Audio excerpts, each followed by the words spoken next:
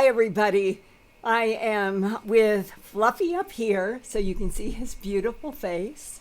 And I'll get Chocolate, who is getting bigger and more rambunctious all the time, but I want you to see his beautiful eyes and mask. There are people out there, they just love you. Just show them your beautiful face. Look at their beautiful face. Oh, everybody in this time of such chaos in the planet, it seems that to have something that is dear and innocent in our lives, like these cats, like Chocolate and Fluffy, it is kind of part of what it is we're all fighting for, I think, on this planet, to get back to some kind of rational decency. And there have been so many headlines since I got back from vacation. And some of the most exciting have started just today. There were headlines around the world about the discovery of a lake of water found by radar a mile below the Martian South Pole. Water could mean extraterrestrial life there as well, even if it is only microbes. This exciting news came from an investigation by the European Space Agency's Mars Express orbiter flying over the Martian South Pole and beaming down radar signals from its Marsus radar instrument on board. The radar signals are color-coded in this gray square that I have at my Earthfiles.com report. You can go to Earthfiles and click on that top news report about this, and you will see a graphic that has been done from the radar signatures on Mars that show you that the blue, that there's a dark blue and there are lighter blues, and those are what corresponds to the strongest reflections that would be water. Now, ESA scientists report in the recent journal Science that an underground lake is what they think is there, that it's salty water, 12 miles across, that's 20 kilometers, a mile, that's 1.5 kilometers down, beneath the South Pole. And that if you go down a mile, you'll get to this 12-mile salty brine lake.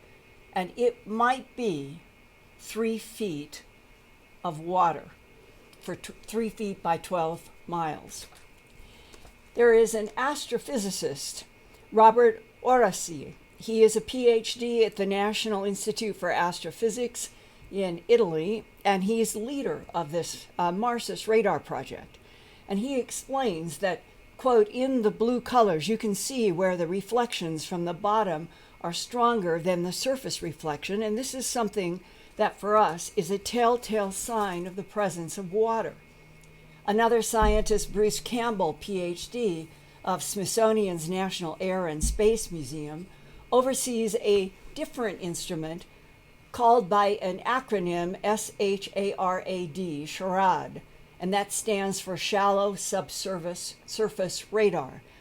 And that is on NASA's Mars Reconnaissance Orbiter, known as MRO. Professor Campbell says, quote, "We do not see this reflector that has been reported by ESA's Marsus radar," close quote. So there is this question, but the reason might be that the SHARAD uses different wavelengths that are scattered by the Martian South Pole ice before they get down that mile where the Marsus radar can see more clearly. Professor Jack Holt at the University of Arizona points out, quote, "A brine, that's salty water, is probably the strongest radar reflector that you can come up with, aside from metal. A lake would mean a smooth, mirror-like reflection that is more likely to show up in SHARAD, but if it is saturated sediments, it could have a rougher surface, and therefore that could be easy to miss by the SHARAD, and that could explain the difference." Now, wherever there is water on Earth, there is almost always some life form, small and large. Could underground water at the Martian South Pole finally be the place where we're going to get that global headline that other life has been found beyond Earth? I keep waiting. I'm hoping this is the year that that headline is announced, no matter from what direction it comes. And Mars now with a lake could be one of the answers. Now, there is another PhD senior lecturer in science, technology, engineering, and mathematics at UK's Open University, and he is lecturer Manish Patel.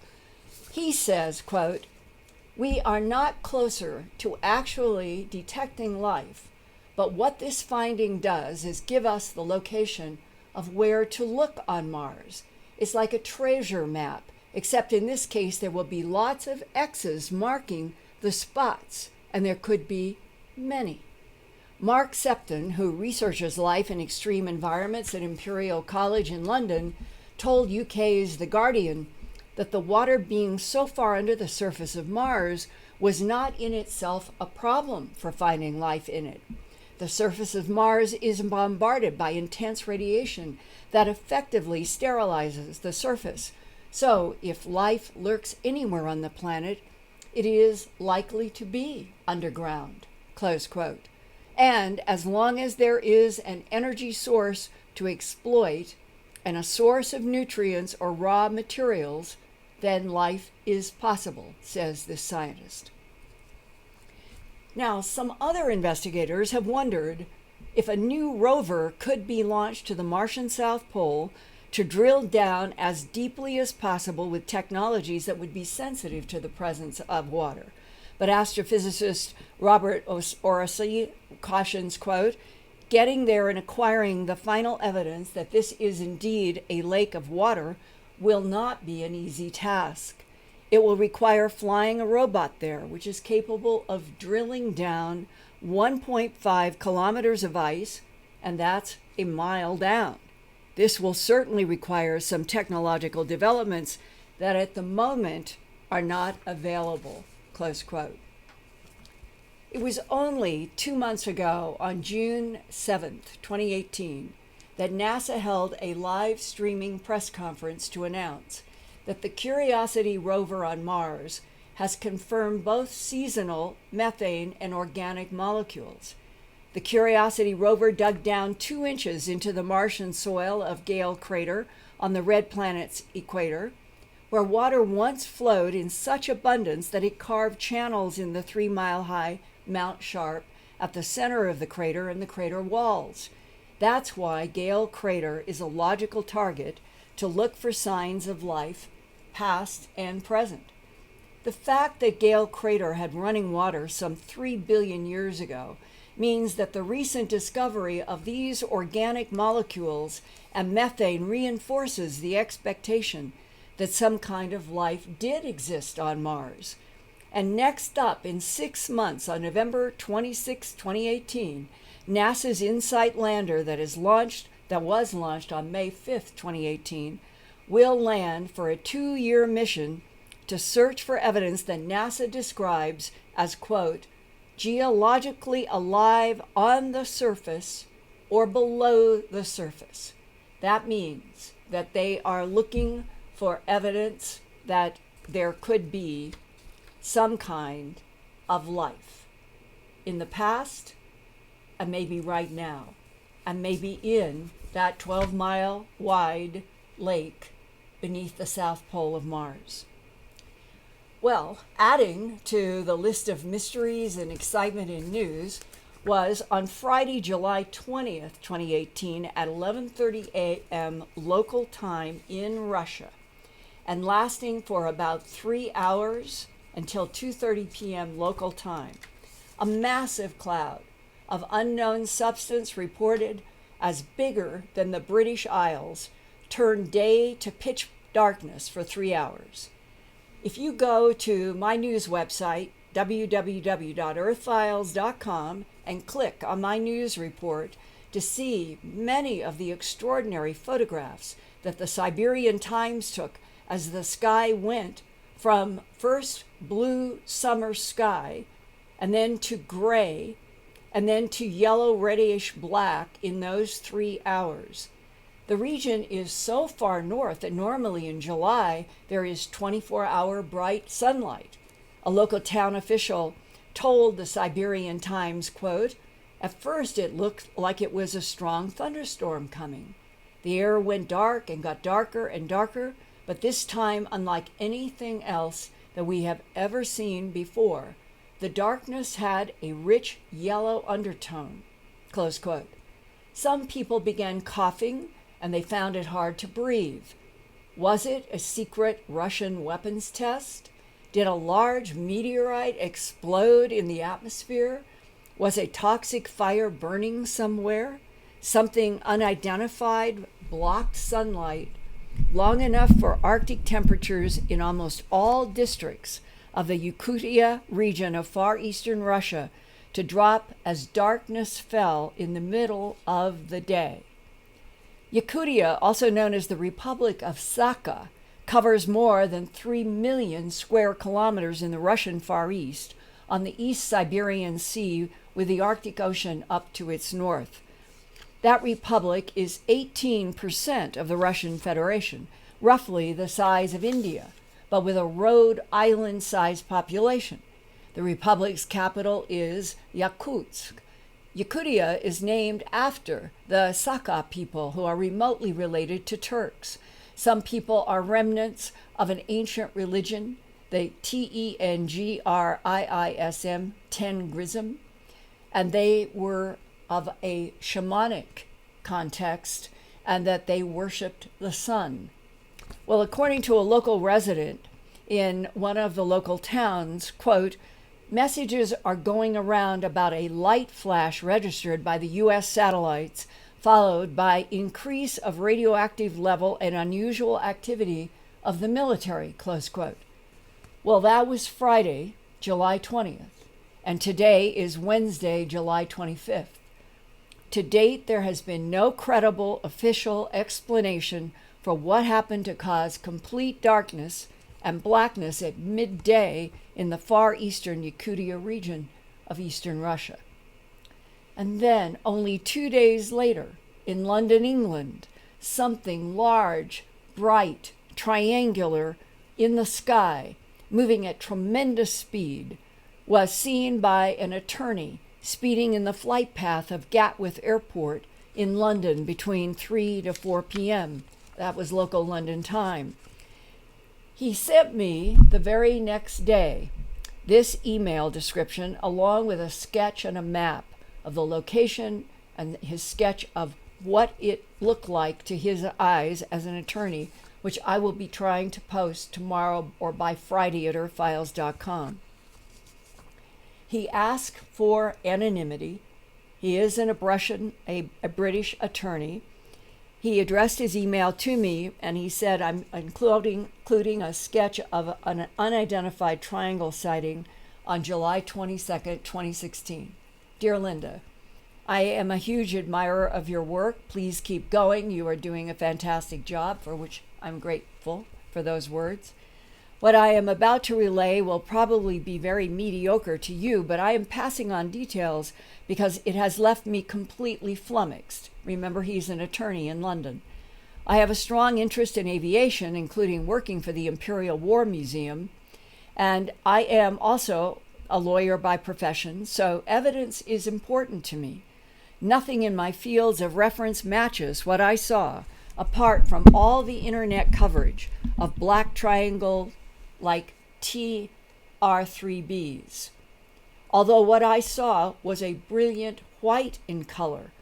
Also, over the years, I have tended to be skeptical about stories of chemtrails, but what I saw did not look to me like this was leaving a normal contrail.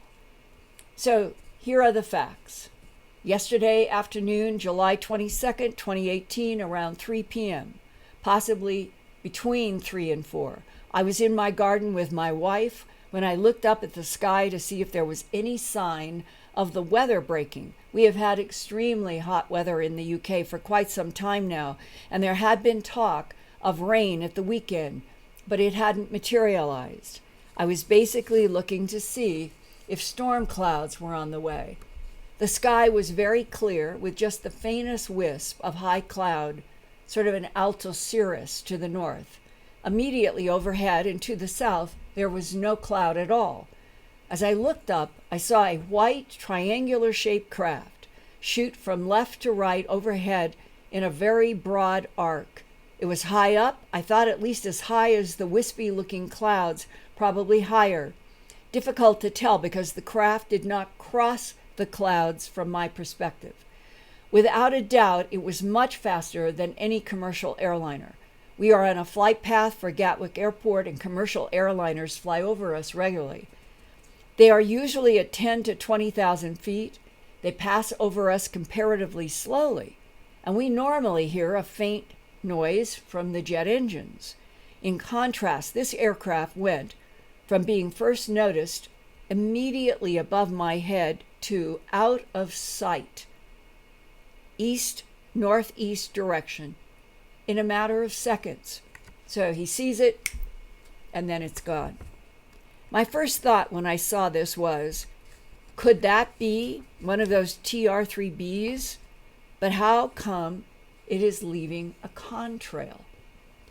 As I understand it, these aircraft, these advanced aircraft, the TR-3B, that are triangular and can go up into the stratosphere, they are reported to have anti-gravity technology.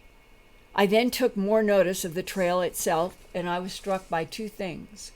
One, there was a very definite starting point in the clear blue sky, as if something had been switched on. It did not dissipate. The trail just sat there in the sky for some considerable time, just an arc-shaped trail that was almost the same size at the start point as it was immediately behind the craft. Eventually, the trail blew southwards and dissipated into clouds that appeared from the southwest. Possibly interesting that the weather changed to cloudy right after this event, which is something that I and Jim Mars once down in Sedona, we were there to speak at a conference. I've never forgotten this. Jim and I were with about 3 or 4 other people, and we were coming out of the conference to go to lunch, and we were going to go to a restaurant down a block or two from the conference. And so we come out into a parking lot to go out to the sidewalk, and Jim was the first to say, "My God, look at that sky." And it was perfect Sedona sky blue, but it had crisscrosses, pure white, like an ice tray. That's what it reminded me of, an ice tray. And making one of the ice tray lines was a big silver airplane that had a big orange circle on the tail. I'd never seen a plane like that before, and it seemed to be emitting from some section of its wings or its body the white that we are seeing making this ice tray in this sky above the parking lot at this conference in Sedona. And we all stood there talking about it. What could this possibly be? This would have been back probably around 1995, 1996. And then we went to lunch.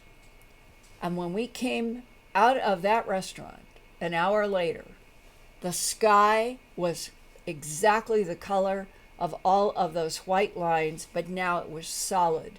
The beautiful, gorgeous blue sky of Sedona was gone.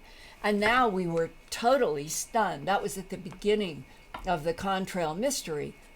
What was it that made those lines, and why did it go from a beautiful blue sky, even if it had lines in it, to a solid milk white sky as far as you could see? And so that is what the attorney is communicating that he saw after this event. He said, "The craft was gone so quickly that I did not have time to grab my iPhone, which was right inside of a door of his house, and take a picture of it. And perhaps stupidly, I did not take a picture of the trail alone because I did not think it would be of much interest to anyone. However, I can state categorically that it did not dissipate like a normal contrail. It was just a very long arc-shaped trail with a fairly regular bubbling effect on each edge. And he says the craft itself was white, not black, like the TRB or any of the other triangles that are usually reported by people, that they're almost always looking like a solid black or with something in the corners in the center. The craft itself was white, not black, cloud colored, in other words, but brighter. It was without doubt triangular shaped with rounded corners. It looked nothing like a commercial airliner. In fact, an airliner passed slowly overhead and slightly more to the north a few minutes later, and from ground level it was readily identified as an airliner, in contrast to the bright, strange white triangle that left this curved contrail that didn't change shape from one end to the other. He said that the airliner seemed about twice the size of the triangular craft, but I think the triangular craft was at a much higher altitude. Also, it was very clear when the airliner went over that we could hear the engines, and yet there was no sound at all when that white triangle zipped overhead. The only other point worth mentioning is that the triangular craft did not disappear from view in the sense that it could have been seen fading away to a speck. That did not happen. It just sort of came, was above, I saw it, it went in a curve, and then it was gone. There were no flashes or anything. Just 1 second it was there and speeding in an east-northeast direction, and the next second it was gone, and that trail was the only thing left behind. It's sad that he didn't take a photograph. There are many accounts of black triangles, of course, but very few of white triangles. And the trail was so odd. I don't know, but I can say that it got cloudier that evening, and when I got up this morning, the sky was just a uniform haze of white. This contrail had a very clear starting point, like something had been switched on in the blue sky.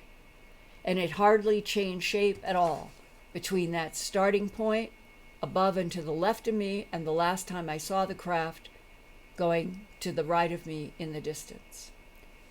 If any Earthfiles YouTube listeners tonight have had any sighting like this, or have any more information if you are in England, or maybe even all of Europe, because who knows how many people might be seeing these white triangles and not knowing what they are either.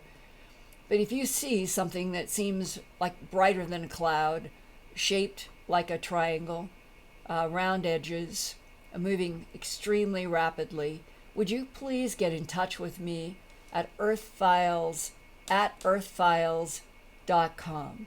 I'll repeat that again. Always remember, think of a reporter who files news about the Earth. So it's earthfiles@earthfiles.com.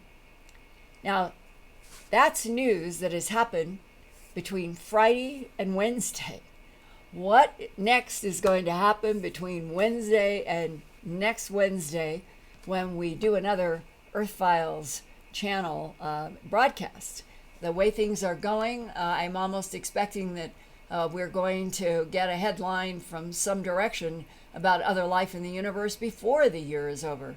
And I hope that all of you who are now tuning in to my Wednesday Earthfiles YouTube channel, where I kind of mix it up from news like tonight to some things that I have experienced in my investigations, to some of the issues that you all have expressed to me from a religious nature, science nature, abductions, a wide range of phenomena.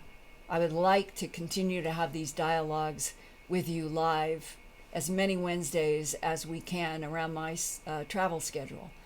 And one of my favorite parts that is evolving is hearing questions from you. I truly, truly honor and appreciate your questions. And Lori, I'm wondering if we have some questions now. Of course we do. So first, let's thank Vicki, Carol Ann, Ellen and Fabian for your awesome super chats tonight. Thank you. Thank you so, so much. I just can't thank all of you for all of the chat help that you give. Thank you. And also, Linda, I thought you would be interested to know that we have listeners from very far flung around the world. So tonight, so far, Panama City, Panama, Korea, Berlin, Germany, the Philippines, Yorkshire, England, and Canada, as well as, of course, a majority of our audience here in the U.S. Wow. Thank you. And Lori and Michael and we would like to see every country that has computers tune in to Earthfiles. So try to encourage, if you are living in a border to another country, I'd really, really like to see the Earthfiles YouTube channel get as global as possible. And one of the things for those of you who might have friends in Southeast Asia or in China or Vietnam or Laos, and they may not speak English, but Lori, isn't it true that YouTube is beginning to do translations, or at least transcripts that they could get translations of? Yes, that's correct. And so we're moving into where language maybe is not going to be as much of a barrier. And so help me make Earthfiles channel as global as we can make it in every country if we can. So now, what are some of the questions? So our first question tonight comes from Eric, and he asks, with Martian soil being bacterial and now liquid water found, do you think that the Martian atmosphere is within the range to make it the third component for evolved life to occur? I sort of understand your question. I know that one of the big stumbling blocks is all the percolate in the surface soil of Mars. And that the atmosphere, in terms of Mars being an atmosphere that you, I, or any of us could breathe, it's like CO2. It would be like trying to drink the bubbles in a Coke. So I'm not a chemist or an atmospheric physicist, but I think what I could do is take a question or several questions to one of the planetary atmospheric physicists who work for JPL and NASA and say, now that we are beginning to get closer and closer and closer to maybe confirming some kind of even microbial life on Mars, what is the nature of the Martian atmosphere now going forward? And if Elon Musk is going to launch in 2020 to put an official base in a lava tube on Mars, or whatever they're going to do, that would there be some chemistry that humans going there in that base could now start doing that might start changing the Martian atmosphere? And I find that fascinating. We're talking about terraforming another planet already, while here we are on Earth in this sixth mass extinction with our own negative terraforming engineering, you might say, of our own planet getting out of hand. It's ironic that we would be going to another planet to try to terraform and engineer it for human life, but I think that's what the goal is. And so all these questions about what the current atmosphere is and possible marginal conditions that would be moving toward life, and what can we do as humans on Mars presents a very interesting challenge and question. And I'll try to find that out, and maybe I can try to report an update about that next Wednesday as a follow-up to this breaking news on the lake under Mars. And do we have another question? Yes. Pete wants to know, I've always wondered if there is a connection between Rh negative blood types and abductees, and if there is any indication that they may be targeted more than others. You know, that question has come up before, and I have talked about it with a hematologist John Altshuler when I was working on animal mutilations.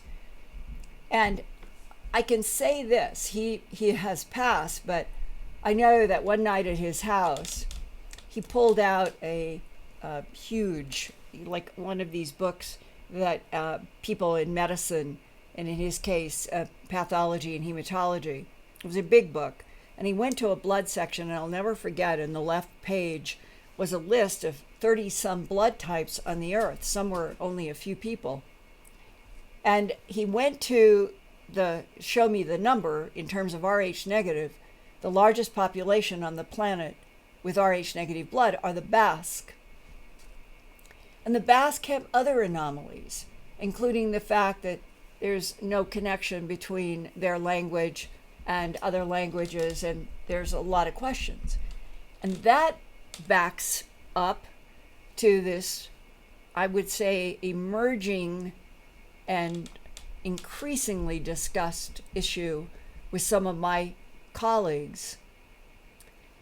If there is a hybridization by other intelligences of our planet, and that each standing up primate, going back to Africa and the so-called Lucy, the first so-called standing up primate, are the first evidentiary samples or examples of non-human, I almost hesitate to say extraterrestrial anymore because it could be other dimensional and other timelines, but let's say other alien intelligence that manipulate genes on this planet for a variety of agendas, starting with something probably simple in the beginning and coming up through the Denisovans and the Neanderthalensis and to Cro-Magnon Homo sapiens sapien, our current model, and that each tweak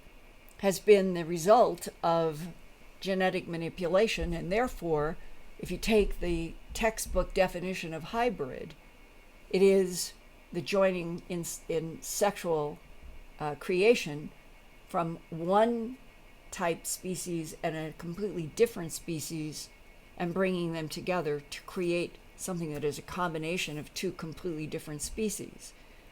That is different than an android, which is taking genetic biological material and creating something like a robot that is organic but is under the control of something else. So if there is a link between Rh negative blood and some sort of a hybridization program or genetic manipulation program on our planet, and the Basques have been a singular population, as if they developed in a cell all by themselves, and they end up having the highest percentage of Rh negative blood, it is a question. And I remember that Dr. Altshuler that night said to me, I find this curious. I would never have done this research if you hadn't asked me about abductees and Rh negative blood. And he said, the problem I'm finding, I don't know how humans would ever prove that the Rh negative anomaly was extraterrestrial. Now we're moving into a new time, a new decade, as we get closer to the middle of this 21st century, where there are all kinds of new developments in genetic analysis, and that the question he posed back in the end of the 1980s into the early 1990s, now it may be possible that I could take this same question to a geneticist and see if there is brand new thinking about why Rh negative blood. It is a fascinating question, and I've never had a solid answer. So maybe now is the time to see. And I'll investigate, and I'll report back on the Earthfiles YouTube channel. Another question? Yes, I have another one. Why do other countries not have organizations like MUFON to try and collect UFO data? Well, I do think other countries do. I know that there is a small group that has been working in Argentina. They are constantly doing animal mutilations. In fact, another Earthfiles.com report that I will be doing sometime soon is about the classic mutilation of cattle that have been taking place in that country this year. It's the classic ear, eye, jaw in a square, the tongue removed, genitals removed, rectum cord out. It's just like all of the thousands and thousands since the beginning of the 20th century. And it's happening right now in Argentina. And here's the problem. He will send me an email with photographs that they have taken.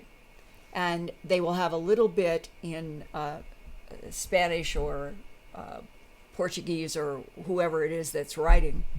And then they will say that they will get more details, but you need date, you need time, you need the vets, you need a whole lot of things.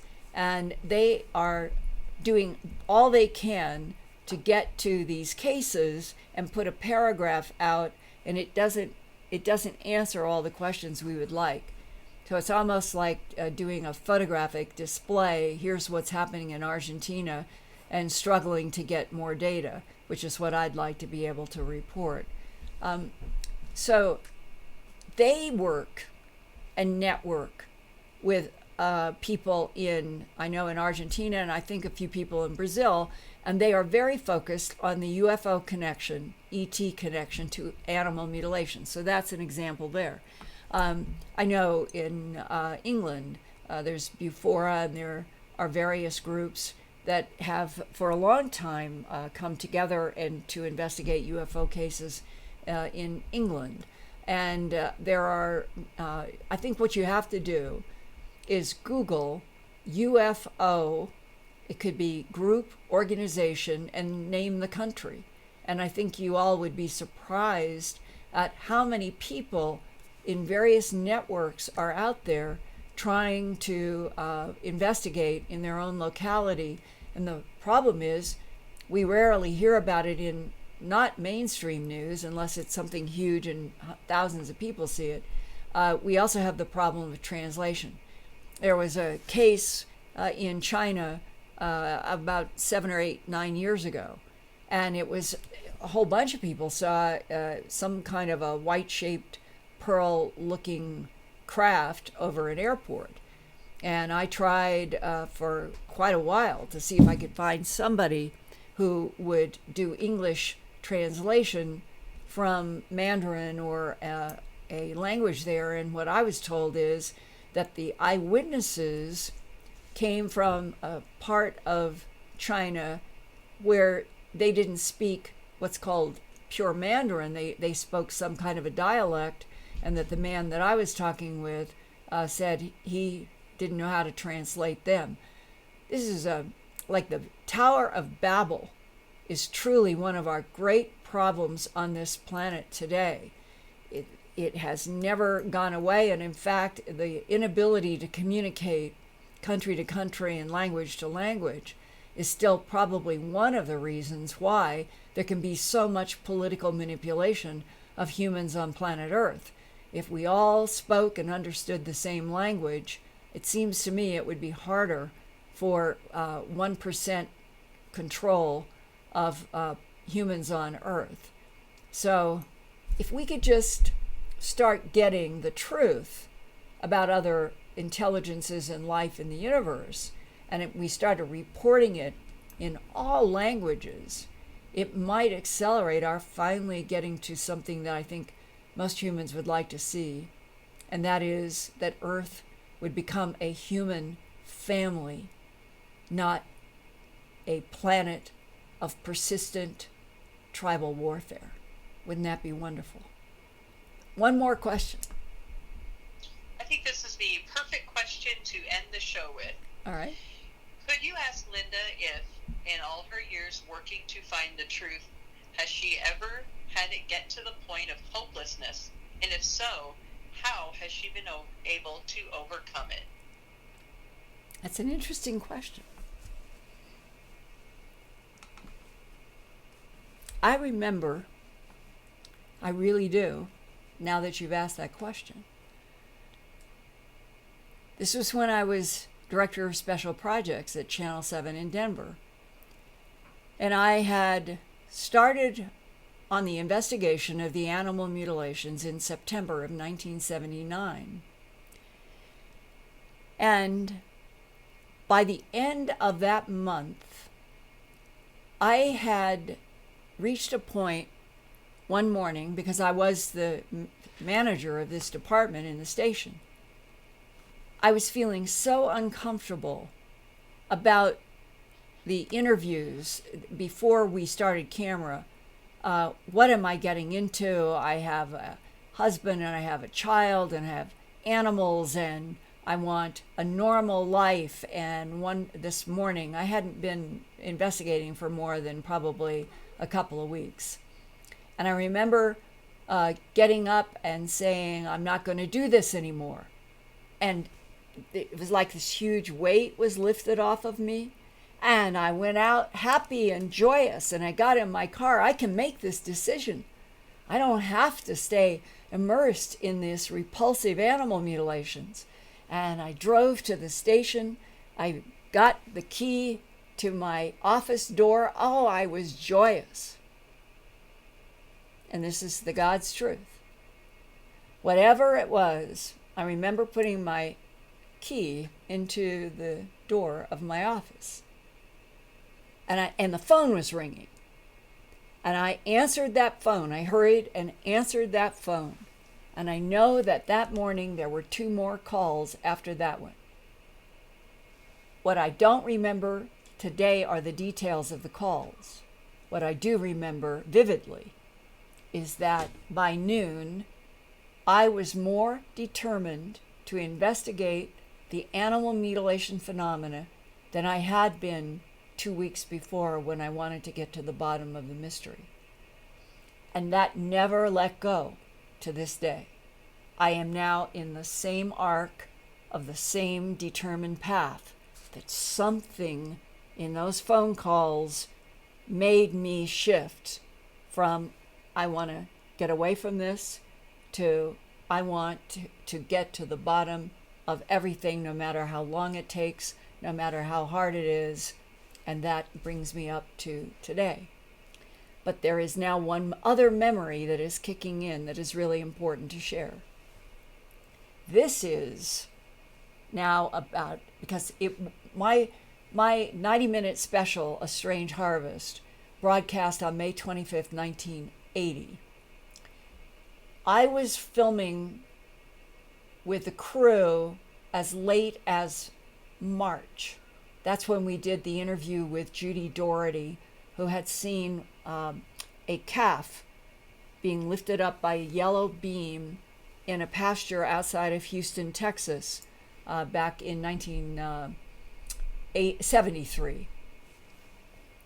And Leah Sprinkle, Director of Counseling and Testing at the University of Wyoming in Laramie, and I flew to meet Judy Doherty, and we did the first deep professional hypnosis. It went on for about 4 hours with camera breaks and other breaks, but it was profound. And I was running audio, so it would just be me running audio and my camera with Leo. So only 3 of us outside of Judy. That made her more comfortable. And I will never forget the moment as we had reel to reel, and I'm staring at my Nagra watching the tape go through. And Leo is asking the question. She knows she's in a little round room. She is seeing what appears to be testicles of the calf and the tongue of the calf laid out, glistening. And Leo asks, "Is there anyone around you?" And Judy Doherty, after a very long pause, and I'm watching those reels and the reflection of the light in the tape, I feel there's someone around me. And then she had done a sketch, and it was the classic gray Eben with the slightly slanted eyes.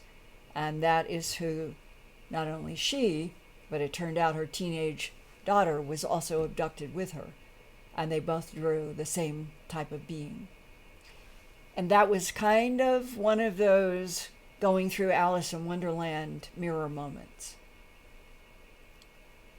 There's something about listening to a humble, innocent, other human being under hypnosis who is struggling in the agony of their not understanding what has happened to them, and under the skilled hands of Dr. Sprinkle, that he was able, listening to very key things like when she said, I felt like I was in two places at once. I felt I'm standing by my car, but I'm in the craft. I'm in two places at once. Leo used that to get into the deep hypnosis. And that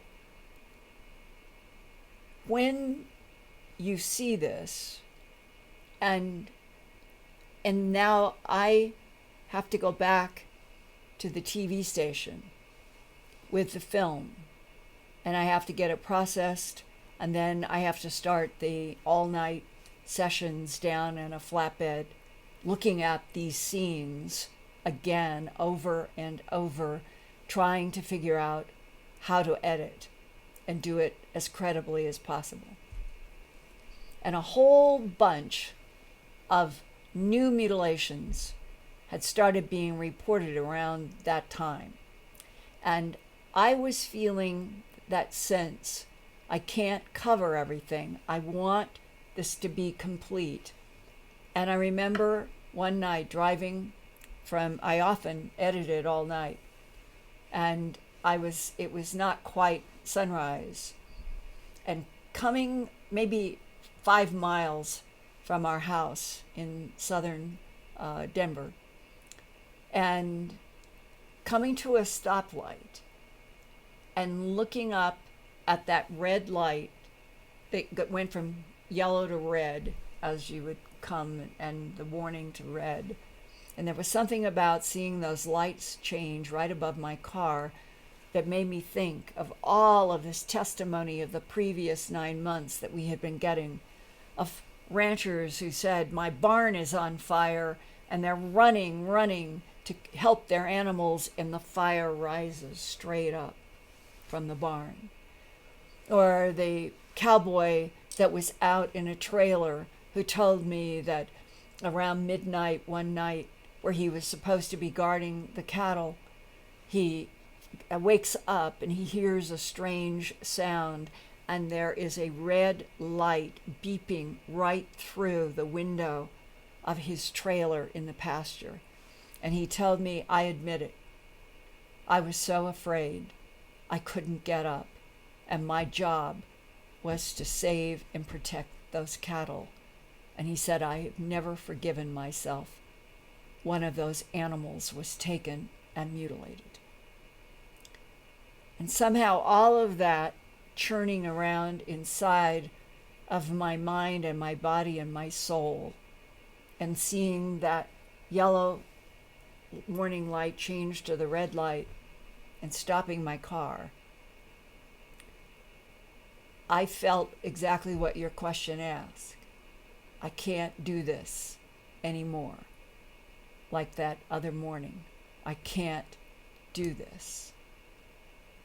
And then, as has happened in my life so many times, something comes, and I remember I ended up putting my hands on my arms. If there was somebody watching me in any car next to me, I don't think so. I think it was so early in the morning, there was nobody there but me. But I put my hands up, and I'm looking up now, not at the lights, but I'm looking up into that infinity that I think all of us at some point in our lives, you look up because you're looking up at the infinity. You're looking into the infinity for the divine. and you're asking for divine help. And that happened in that car that morning with the stoplight. And as has happened so many times, wherever that comes from, and I think it's always a link of the soul to the divine, that you then find that something has grown and evolved. It always seems to make me get stronger.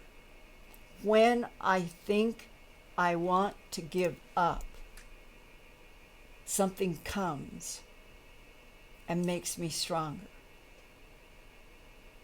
And if saying those words to all of you will ever help any of you when you feel like you just can't go another step, then I will be forever grateful that my difficult life has brought me an insight that I could pass on to you, and that we're all in this together.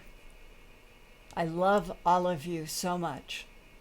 I would like to see Homo sapiens sapien stand up free of all the political and government manipulation and policies of denial and lies.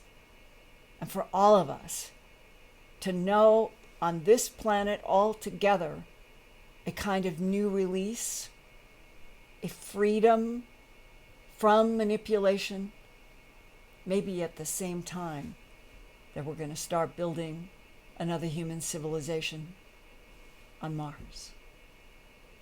I'll see you next week. And accept your request that's waiting for you on your screen, Linda. Oh. Where is it? Oh, there it is. And we're still live. Well, we've got some kind of a technical problem here. Now I've got my mouse. All right, you guys. Whether things always work in TV or digital, here we go. And God bless Lori and Michael.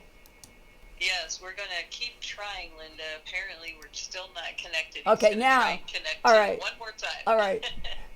So